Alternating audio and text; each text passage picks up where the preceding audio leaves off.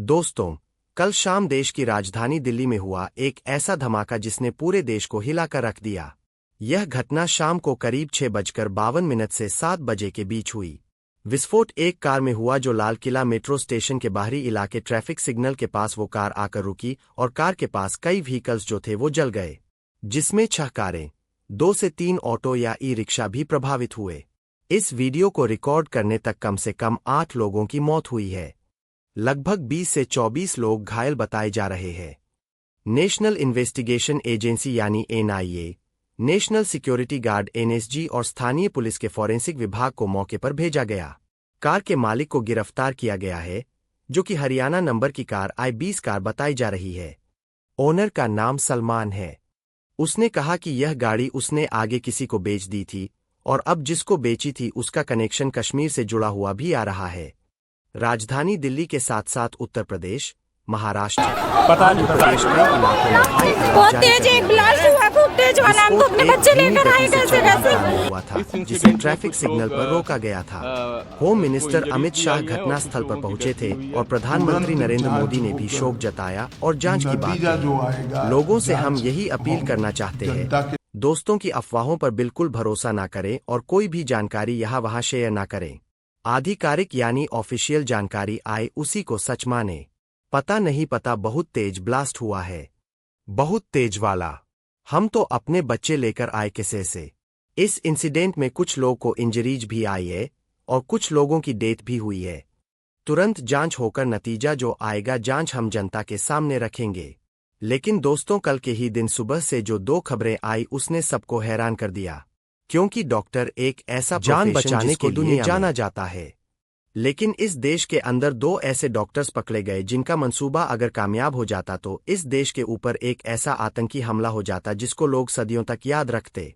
देश के अंदर इनमें से एक डॉक्टर ने एक ऐसा केमिकल बनाया जिसे छूने से भी इंसान मर सकता था। वहीं फरीदाबाद से एक ऐसे डॉक्टर को पकड़ा गया जिसके पास 350 किलो से ज्यादा विस्फोटक था। इसके अलावा टोटल 2900 किग्रा एक्सप्लोसिव मिलने की भी बात सामने आई है।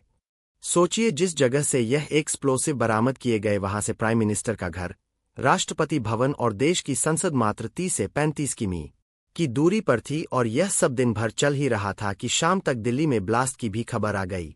दोस्तों, गुजरात एटीएस ने 3 ऐसे आतंकवादियों को पकड़ा जिनका मंसूबा अगर कामयाब हो जाता तो देश में एक बहुत बड़ा हमला हो सकता था। यह हमला न सिर्फ लाखों लोगों की जान लेता बल्कि कितने ही परिवारों को बर्बाद कर देता। गुजरात एटीएस ने जिन 3 आतंकियों को हाल ही में पकड़ा है, वो देश भर में बड़े आतंकवादी हमले की साजिश रच रहे थे और उनके पास हथियार, जिंदा कारतूस और खतरनाक घातक केमिकल मैटर्स मिलने की भी पुष्टि हुई है। इन 3 आतंकियों का मकसद देश के अलग अलग हिस्सों जैसे दिल्ली, लखनऊ, अहमदाबाद सहित बाकी हिस्सों में बड़े आतंकी हमले करना था। एटीएस को इनके पास से कई पिस्टल, 30 जिंदा कारतूस और राइसेन जहर बनाने के लिए इस्तेमाल होने वाला लगभग 4 लीटर कैस्टर ऑयल मिला। यह बोला जा रहा है कि ये लोग पाकिस्तान और अफगानिस्तान के हैंडलर्स के संपर्क में थे। अहमदाबाद, दिल्ली और लखनऊ के सेंसिटिव इलाकों में इन्होंने रेकी करके खुफिया जानकारी और फोटो खींच कर रखी थी। जांच में पता चला कि इनका मुख्य मकसद राइसिन जैसा विषैला पदार्थ जिसकी मदद से एक केमिकल आतंकी हमला करने का था। इन तीनों का नाम डॉ. अहमद मोइदुन, सैयद आजाद सुलेमान शेख और मोहम्मद सुहेल सलीम खान है। मोहुद्दीन हैदराबाद, तेलंगाना, सुलेमान शेख शामली, उत्तर प्रदेश और सुहेल खान लखीमपुर खीरी, उत्तर प्रदेश से था।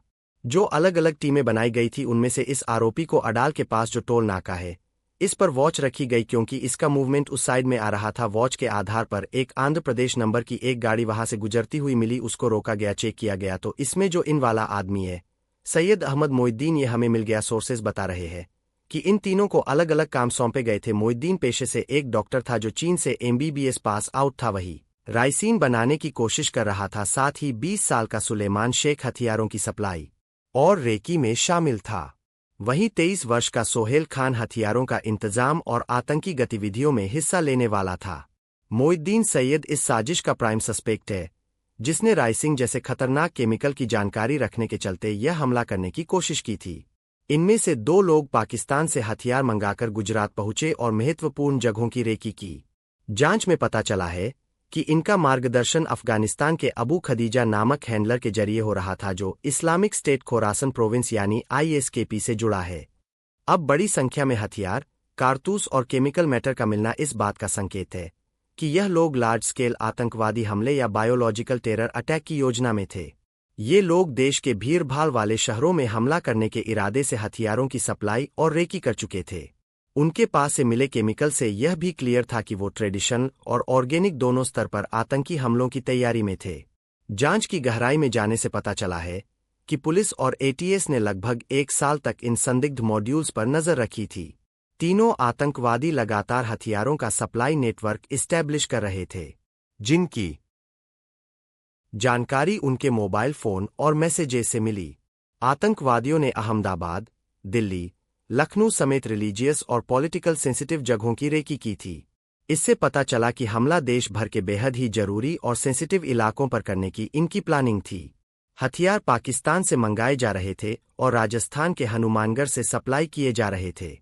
इसके अलावा ये भी पता चला कि आतंकियों के नेटवर्क में कई रीजनल और विदेशी हेल्पर्स भी जुड़े हुए हैं, जिनकी अब जांच जारी है। सोचिए ये लोग अगर अपने मंसूबों में कामयाब हो जाते तो क्या होता। जिस राइसिंग जैसे पावरफुल ऑर्गेनिक जहर का इस्तेमाल प्रयोग करके यह सार्वजनिक या धार्मिक स्थल पर हमला करने की तैयारी में थे, वहां कई सौ या हजारों लोगों की जाने जा सकती थी। यह एक लार्ज स्केल मास कैजुअल्टी टेरर अटैक होता। जानकारों का कहना है कि इनका निशाना किसी मंदिर या ऐसे इलाके में था जहां ज्यादा से ज्यादा भीड़ हो और नुकसान उतना ही ज्यादा हो। तो दोस्तों, एक तरफ जहां यह खुलासा हो रहा था, वहीं फरीदाबाद में भी एक ऐसा केस सामने आया जिसने सबके होश उड़ा दिए। Meanwhile, India security forces busted Tera cell today. They seized nearly 3 tons of explosive material which is enough to wipe out entire neighborhood blocks. Recoveries in Delhi Tera bust a Chinese pistol with the magazine has been retrieved. 2,900 kilogram by ED making material found by their police. Space information coming in. Doctors in interrogation have revealed that they were chosen for the task.